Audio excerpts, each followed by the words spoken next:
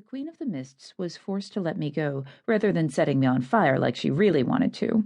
Her life is so hard.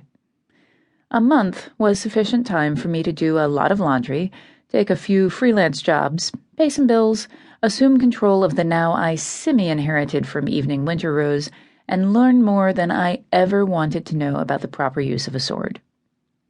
Sylvester Torquil's an excellent teacher, blessed with a degree of patience I'll probably never have. Patience isn't one of my strong suits. I was starting to think swordsmanship wasn't a strong suit either. He'd swing at my head, and I'd duck instead of blocking. He'd move in quick, and I'd fall over my own feet getting away. I was, in short, hopeless. Sylvester aimed for my torso. I already had 3 bruises on my ribs, and I didn't want another one. Bruises hurt, no matter how fast I heal. Maybe that was the motivation I needed, because I managed to bring my sword around in time to block him. Sylvester beamed. Good! Right. I feinted, trying to hit his left leg. He parried and turned the blow aside. I still don't see why I need to learn this. You have a talent for getting into trouble. Sylvester pushed his advantage, keeping me off balance with a series of quick thrusts. The bastard wasn't even breathing hard. I'd like you to continue getting out of it again. And you think giving me a sword is the answer? I could hurt somebody with this thing, probably myself. I scrambled to keep my guard up, watching to see where he'd go next. I needed to keep him from pushing me back to the wall. If that happened, it was all over. Goldengreen may be my home ground, but that doesn't actually give me any advantage I've been able to find. Sylvester just laughed. The thing was, he was right. I do have a talent for getting into trouble. I'm just not sure giving me a weapon I can barely use is the solution. I guess it's better than nothing, but I'd still feel safer with something more my speed, like my knife, or maybe a brick in a burlap sack. Sylvester feinted for my ankle. I parried, bringing my blade down on the wrist of his offhand before a sharp hit from his pommel forced my hand to open. My sword hit the floor. Again. I stepped back, breathing heavily. Jerk, I said between gasps. You're getting faster.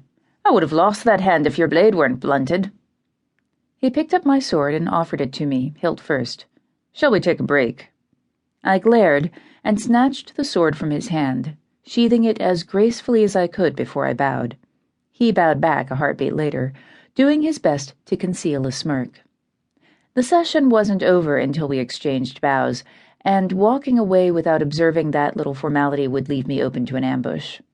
He'd managed to hit me upside the head 3 times before I caught on, but now I wouldn't turn my back on Sylvester without seeing him bow.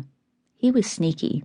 He also hadn't taken a student in a long time, and he was positively glorying in the chance to beat me around the block.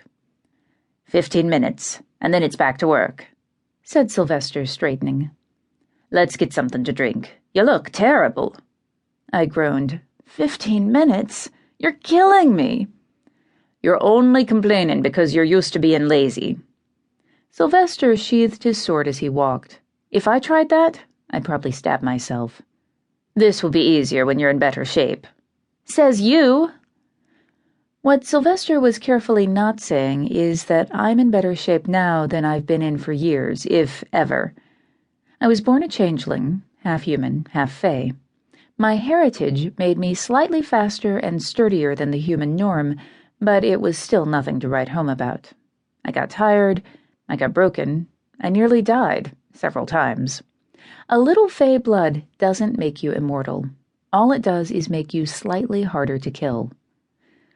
All that changed when a paid assassin hit me with elf shot, a type of enchanted arrow that puts purebloods to sleep for centuries and kills changelings.